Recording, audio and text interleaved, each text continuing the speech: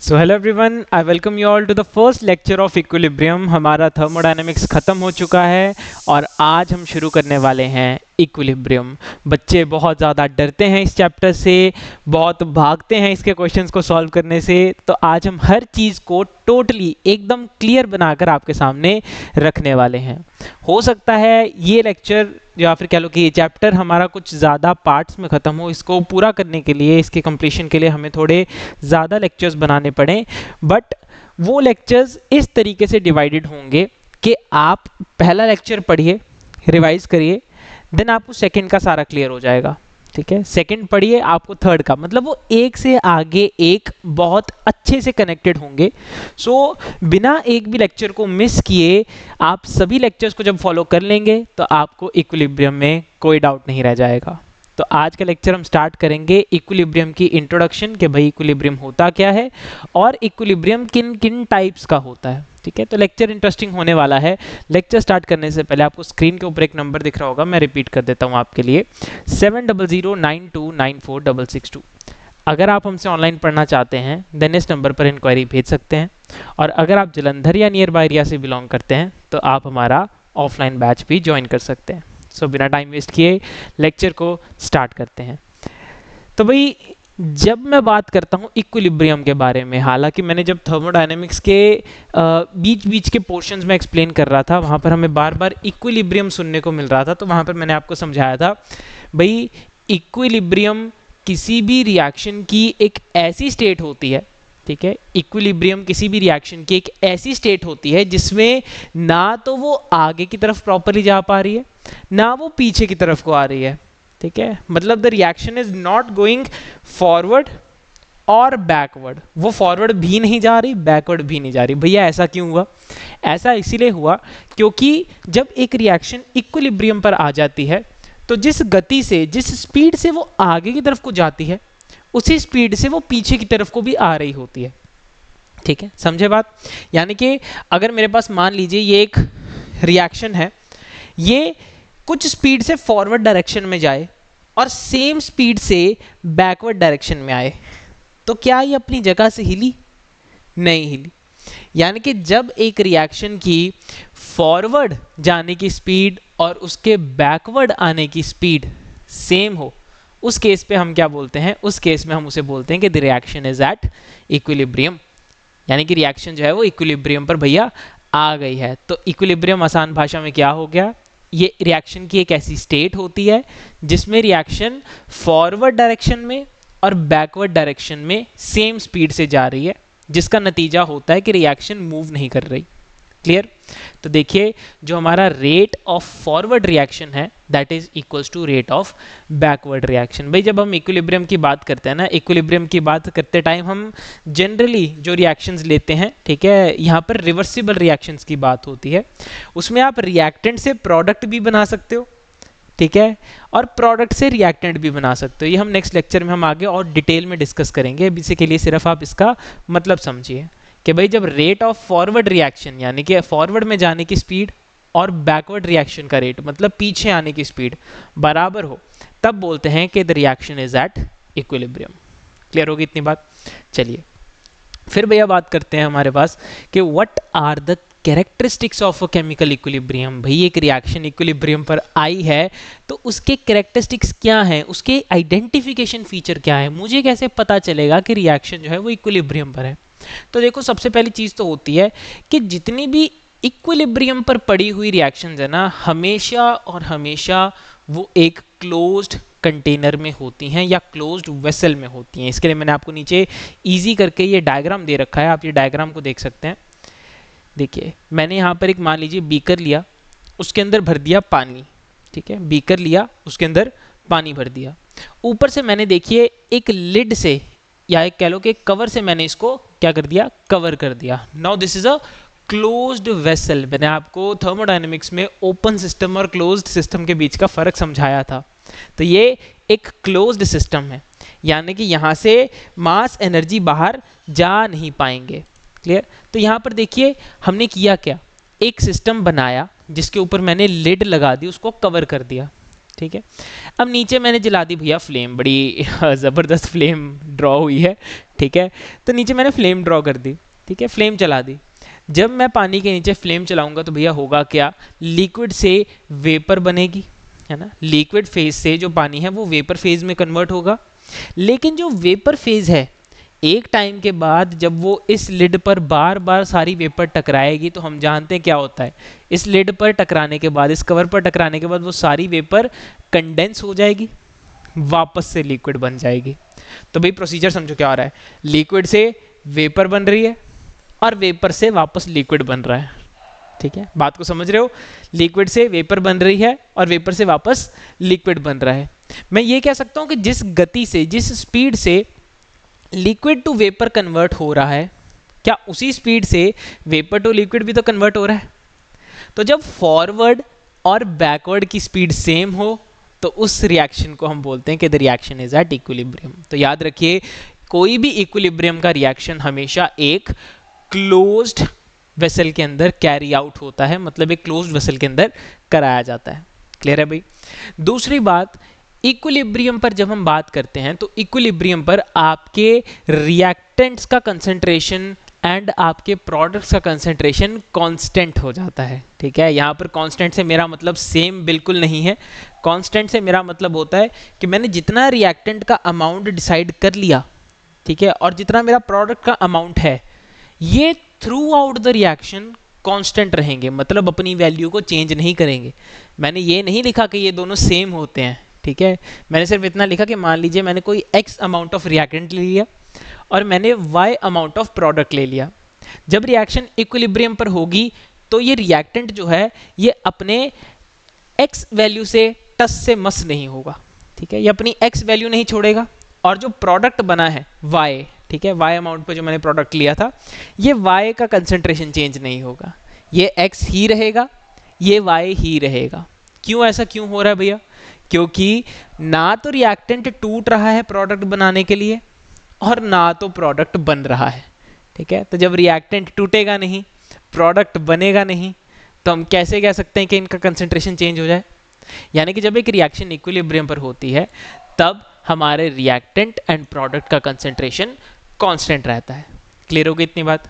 चलिए, उसके बाद बात आती है हमारे पास कि जो हमारा इक्विलिब्रियम होता है it is dynamic in nature. Dynamic in nature मतलब उसके अंदर भैया ऐसा नहीं है कि वो टिक के बैठा हुआ है, ठीक है। हम क्या कह रहे हैं, इक्विलिब्रियम जो है वो ऐसा नहीं है कि बिल्कुल टिक के बैठा हुआ है। डायनेमिक इन नेचर का मतलब क्या कह सकते हैं हम इसको, कि रिएक्टेंट जो है वो प्रोडक्ट में जिस स्पीड से कन्वर्ट होना चाह रहा है, प्रोडक्ट रिएक्टेंट में उसी स्पीड से कन्वर्ट हो रहा है।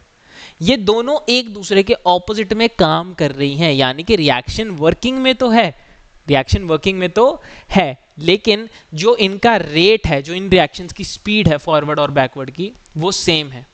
इसीलिए एट द एंड जो हमारे रिएक्टेंट और प्रोडक्ट का कंसंट्रेशन होता है वो तो सेम ही रहता है, वो कांस्टेंट रहता है, ठीक है।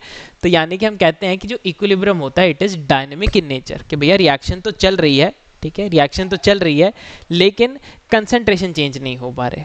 क्लियर है भाई। चलिए, फिर उसके बाद बात करते हैं कि केमिकल इक्विलिब्रियम को किसी भी डायरेक्शन से अटेन किया जा सकता है। भैया इसका क्या मतलब है, मैंने आपको दो डायरेक्शंस बताई भैया, या तो रिएक्शन फॉरवर्ड जा सकती है या तो रिएक्शन बैकवर्ड आ सकती है। इन दोनों ही डायरेक्शंस में इक्विलिब्रियम को अटेन किया जा सकता है।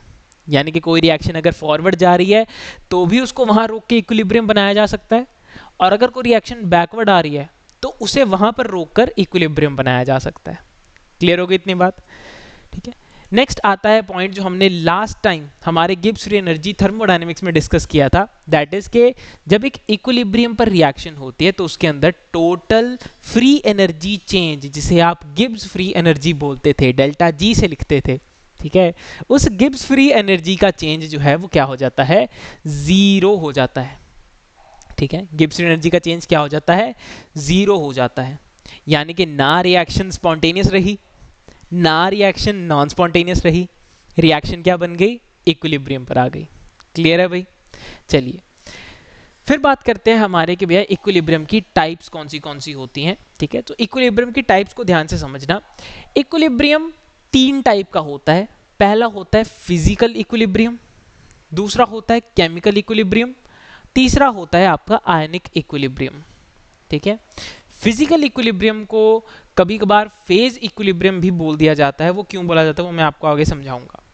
देखिए, फिजिकल इक्विलिब्रियम जो है it involves simple physical changes only. ठीक है, इसके अंदर सिर्फ फिजिकल चेंज होते हैं। यहाँ पर फिजिकल चेंज से मेरा मतलब है भैया स्टेट के साथ।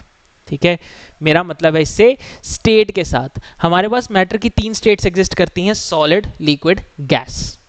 जब ये तीनों स्टेट्स एक दूसरे में इंटर कन्वर्ट होती हैं, जब ये एक दूसरे में कन्वर्जन लेती हैं, तब हमारे पास इक्विलिब्रियम सेट होता है। इसका बेस्ट एग्जांपल अभी मैं पीछे ही आपको समझा के हटाऊं।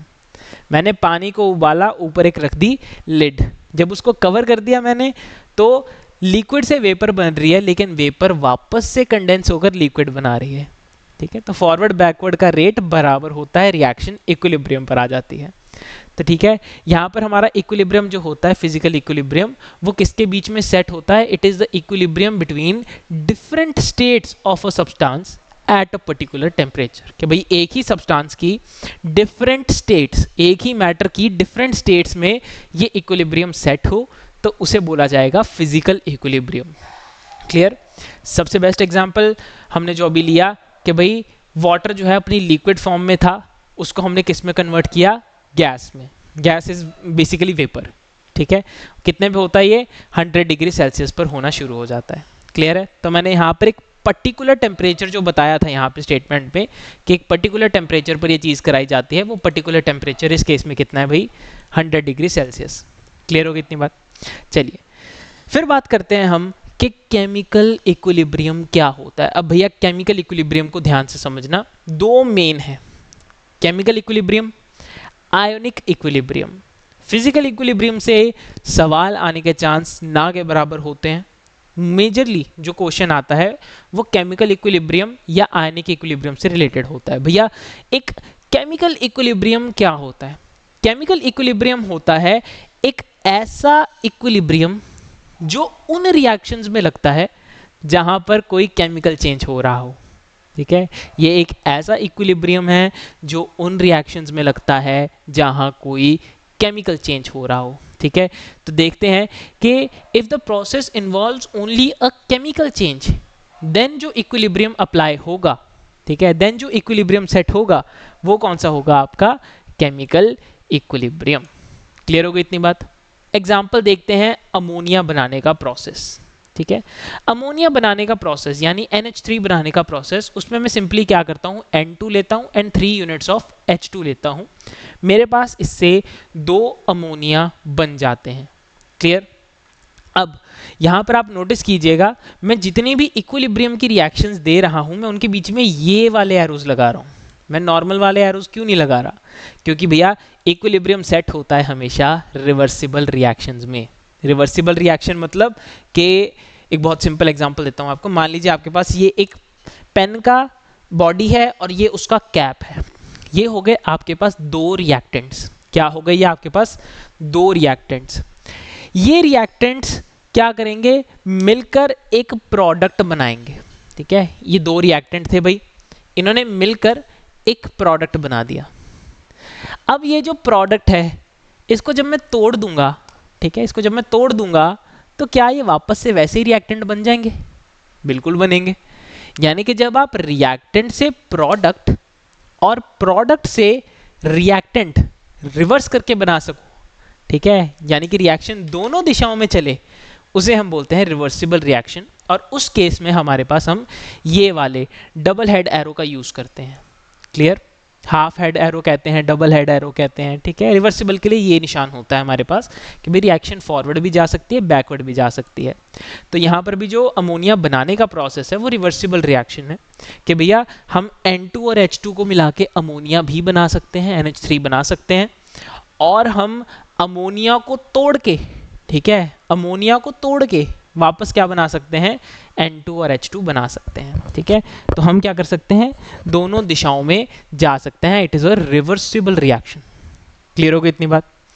तीसरी बात और आखिरी बात होती है that is the ionic equilibrium. बच्चों, आयोनिक इक्विलिब्रियम क्या होता है? ये एक ऐसा इक्विलिब्रियम है जो एस्टैब्लिश होता है आपके किसी अनआयोनाइज्ड मॉलिक्यूल और उसके आयंस के बीच। भैया क्या कहना चाहते हो आप? सिंपल समझो, मान लीजिए मेरे पास कोई भी ऐसा मॉलिक्यूल है, लेट्स से कि मैं चूज कर रहा हूँ HCl, ठीक है, HCl हाइड्रोक्लोरिक एसिड। हम जानते हैं बच्चों HCl कैसे टूटता है, आपने क्लास 10th में इसको पढ़ा हुआ है। जब HCl को ब्रेक किया जाता है तो वो टूटता है H पॉजिटिव और Cl नेगेटिव में, है ना। तो जब मैं बोलता हूँ HCl हाइड्रोक्लोरिक एसिड, वो होती है उसकी अनआयोनाइज्ड फॉर्म।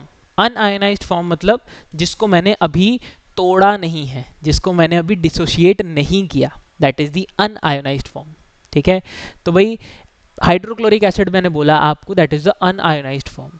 वो टूट के कौन से आयंस बनाता है? वो बनाता है H पॉजिटिव और एक बनाएगा वो Cl नेगेटिव, ठीक है। तो ये उसके आयंस हो गए H positive and Cl negative. तो भाई इस अनआयोनाइज्ड मॉलिक्यूल यानी कि जिसको मैंने तोड़ा नहीं हुआ और इसके टूटे हुए आयंस, ठीक है, इसके टूटे हुए हिस्से जो आयंस बने हैं, इन दोनों के बीच में जो इक्विलिब्रियम सेट होगा उसे हम बोलते हैं आयोनिक इक्विलिब्रियम, ठीक है। So the equilibrium which is established between the unionised molecules and the ions in a solution of a weak electrolyte, ठीक है। वीक इलेक्ट्रोलाइट बेसिकली उन इलेक्ट्रोलाइट्स को बोला जाता है जो सोल्यूशन के अंदर जाकर पूरे तरीके से डिसोशिएट नहीं होते, ठीक है। जिसमें आपकी जो सबसे बेस्ट एग्जांपल होती है that is your acetic acid, ठीक है। आपके जो विनेगर, आप सिरका पीते हैं, ठीक है, वो प्याज पे डाल के बड़ा मस्त लगता है, ठीक है। तो जो आप एसिटिक एसिड होता है वो आपका विनेगर्स में यूज़ होता है, ठीक है। It is a weak electrolyte, बहुत वीक इलेक्ट्रोलाइट होता है, किसी भी सोल्यूशन के अंदर जाकर पूरे तरीके से डिसोशिएट नहीं करता। सो इन दैट केस हम क्या यूज़ करते हैं इसके एग्जाम्पल को, CH3COO नेगेटिव अलग हो जाता है इसमें और H पॉजिटिव अलग हो जाता है। तो इस एसिटिक एसिड की अनआयोनाइज्ड फॉर्म मतलब जो टूटी नहीं है, और इसके द्वारा बनाए गए आयंस जो टूटने के बाद बने हैं, इन दोनों के बीच में, ठीक है, इन दोनों फॉर्म्स के बीच में जो इक्विलिब्रियम सेट होगा वो कौन सा होगा? That is our ionic equilibrium. अब अगले लेक्चर में आपसे टाइप्स ऑफ रिएक्शंस के साथ मुलाकात होगी। चलिए भाई, मिलते हैं।